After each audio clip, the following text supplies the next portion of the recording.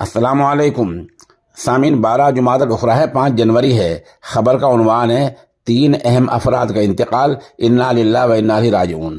آمدہ اطلاعات میں ہمیں پہلی خبر میں رائے پور سے امام منتظر عالم نوئی بتا رہے ہیں کہ وہاں رائے پور کی مسجد مفتیان کے امام حافظ محمد توحید کا تقریباً 55 برس کی عمر میں انتقال ہو گیا ہے، اور آپ کئی سال سے منصب امامت پر فائز تھے۔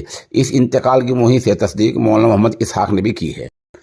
دوسری خبر کے لیے دیوبند سے سینئر صحافی رضوان سلمانی بتا رہے ہیں، مشہور عالم دین، دارالکتاب دیوبند کے ڈائریکٹر اور آل انڈیا مسلم پرسنل بورڈ کے رکن حضرت مولانا ندیم الواجدی کی خوش دامن کا امریکہ میں انتقال ہو گیا ہے۔ صحافی رضوان سلمانی نے دعائے مغفرت اور پسماندگان کے لیے صبر جمیل کی دعا کی گزارش کی ہے۔ تیسرا انتقال امام و خطیب مولانا سید اظہر حسن کے چچا زاد بھائی سید محمد اکبر کا ہوا ہے۔ نماز جنازہ مولانا اظہر صاحب نے پڑھائی ہے، اور مولانا اظہر صاحب نے مرحوم کے لیے مغفرت کی دعا اور پسماندگان کے لیے صبر جمیل کی دعا کی درخواست کی ہے۔